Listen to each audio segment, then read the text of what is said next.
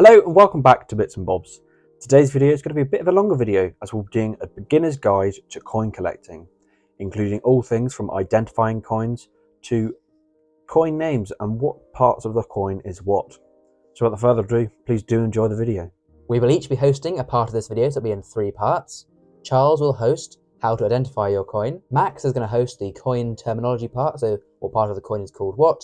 And I will be hosting how to begin collecting coins and what sort of things should you buy to store your coins in, and a little guide to sort of how to start. So there's 3 parts, and we'll start now with Charles on how to identify your coin. So for the first segment, I am identifying coins and showing you how to. So before we do start, you've got to remember, use the tools that you have. So for example, Bits and Bobs videos, if you have a coin, you can search up the coin or the monarch and hopefully you might find a bit of information. So we're going to have a look at modern coins, milled coins and hammered coins. So first we're going to have a look at this coin. So first, we all know what this coin is. It's a Beatrix Potter coin, but let's see what it is. So let's flip it to the obverse. First we're going to have a look at the monarch. So we can see Queen Elizabeth II. This denotes it is a modern coin and it is in still circulation. We have the denomination, which is 50p, if you can just see just there, 50p, which shows how much this is worth. So this coin is a modern 50p. Also we have the year, so 2016, so it shows that it was minted in 2016, which you can check on YouTube or Google again. With this coin we can also check things like weight and size, just to check that it's all right. If we flip it again, we can check the design. So we know that in 2016 the Beatrix Potter 50p was introduced, and we can see all things that are right. So if you take one on Google, for example, and you can spot check it to see if everything's all right, with this coin we can see that everything is all right.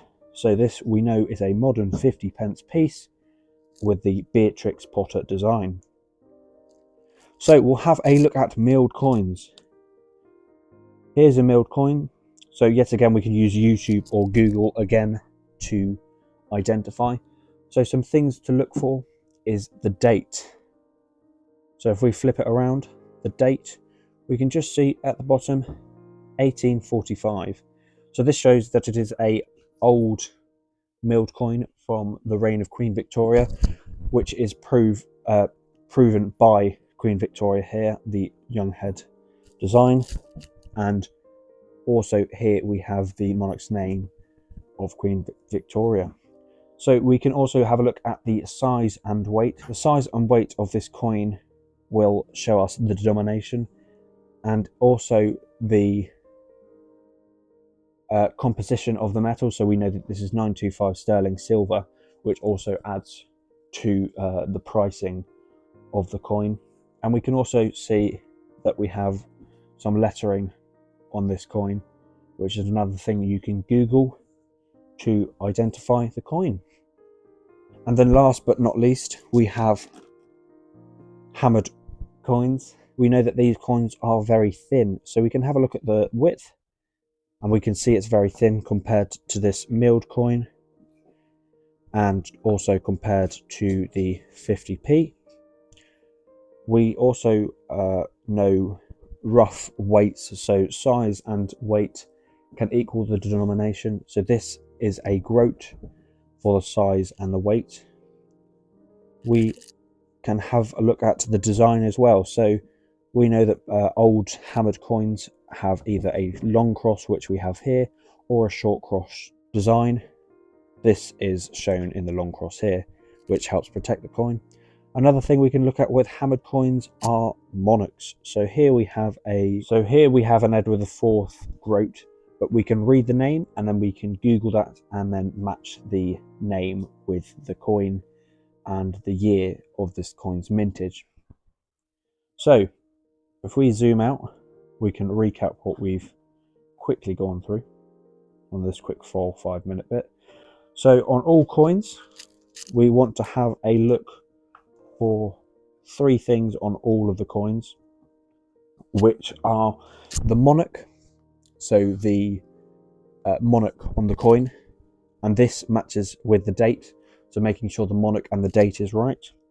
We can have a look at the design. So say we have this 50p here, we know the design of the 50p should be a certain way, and we can match that with Google or YouTube. That's the same with other coins. And we also have weight. So each coin, especially more of the modern coins, have certain weights and specifications that they have to match and abide to by law. So if they weigh something different, you may be, oh, this is fake, or maybe it's not the coin I think. And to finally recap, to get the best knowledge and identification for the coin, you want to have a look at either a book, so a coin book, Google or YouTube, or Bits and Bobs YouTube, as these are some great places to find your information. So thank you for my segment. Now to Max's segment. So for this section, I'll be doing the terminology of a coin. So starting off, we have the obverse and reverse. So the obverse of the coin is the portrait of the coin, or the heads. This is on almost every coin, if not all of the coins, dating all the way back to the start of them. So this is the obverse, and the reverse side of the coin is the tails, or the design of the coin. There's also a legend around the coin. That's on the obverse side. That's the lettering around the edge. So on this we can see it's Elizabeth II DG Reg FD 50 pence 2016. The more older coins, it can be longer, it can be shorter, around there as well. This most of the time, or if not all the time, is Latin, and it usually stands for, so if we pick this Queen Elizabeth, it would usually say, yes, as you can see around here, it gives the monarch's name, Elizabeth II, and their titles. The portrait of the coin, as you can see, this portrait of the Queen, and here we have portrait of Queen Elizabeth. These weren't the only portraits they had. For instance, Queen Victoria had 4 portraits. This is her young portrait.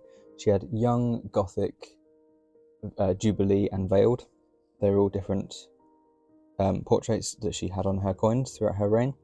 And also Queen Elizabeth had 5 portraits throughout her reign on her coins, showing the differences in her ages.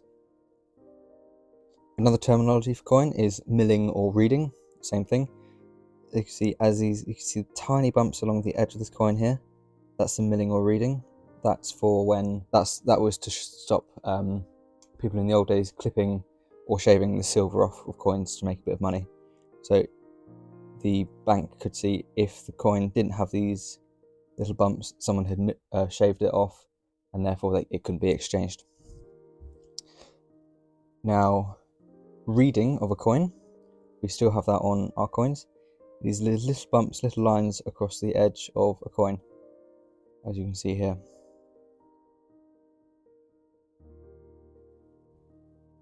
Moving on to the lip of the coin. Here we can see on both 50p and 10p, you can just about see there's a tiny little bump of the coin. Just as the edge, it sort of rises up a tiny bit. You can just see there that, and this protects the design of the coin, as the outside would be the first bit to get damaged if you were to drop it, or if anything were to happen to it. Moving on to the engraver's initials. So on the Queen Elizabeth portrait, we can see just here. You can see just here the JC. That stands for Jody Clark, and he at the time was the person who designed Queen Elizabeth's 5th and final portrait. That will also show up on older coins like this, but as this coin has been worn down a bit, they would usually be underneath their neck there, but as you can see, it's been worn down, so you can't really see it as well. Moving on to mint marks of the coin. This is mainly on hammered coins, which is what I'm holding here.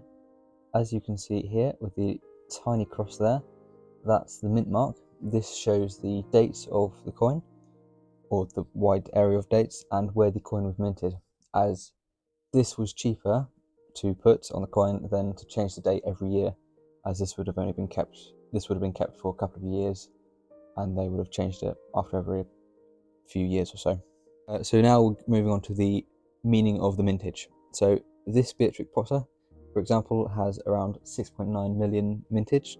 That means there was 6.9 million of these made, which shows it was. So that shows that this is quite common 50p. So the higher the mintage, so if it was 10 million, that'd be a really common coin. But if it's only 1 million, for example, that'd be quite a rare coin to have in your collection. For example, this coin, an 1845 crown from Victoria's reign, this coin had only a few 100,000 minted, which makes this coin quite a rare coin, just for an example. So now moving on to the weight and diameter of the coin. This is quite self-explanatory. It tells you how much the coin weighs and how big it is. But in older days, where coins didn't have the denomination on like they do in today's day, you could weigh a coin and that would tell you what the denomination is. So as you can see, I know this is a crown as it weighs a certain amount of grams. So now moving on to denominations. This is quite an easy subject. All coins were minted under the pound. So a 50p would be half a pound would be a full pound, there'd be 2 pounds, 5p's, everything would be a fraction of a pound. Very self-explanatory. So now moving on to the variety and different design of the coins. So now for the variety of coins. So on Victorian coins, some would say, as I was talking about earlier, the engraver's initials. So some would say William Wine on the bottom, and some would say W Wine. That's the different types of varieties of coin. So there could be different types, but it'd mean the same thing. And some would be missing the initials or something like that, and that would mean it's an error coin, which would make it a bit more expensive. Often errors happen when the coin has been struck, which means the coin is more valuable to the customer, as it wasn't intended for circulation to be like that. So, when you begin collecting coins, the first thing to do, of course, is to choose what coin should I collect. Now, a very popular choice here in Britain for the lower budget beginner collectors, and all of us here at Bits and Bobs did start with these kind of coins. That's right, that is the 50p. Now, these can be found in your change, which is quite a good thing to happen, so you don't have to buy them. You can actually find them in your change, or you can buy them.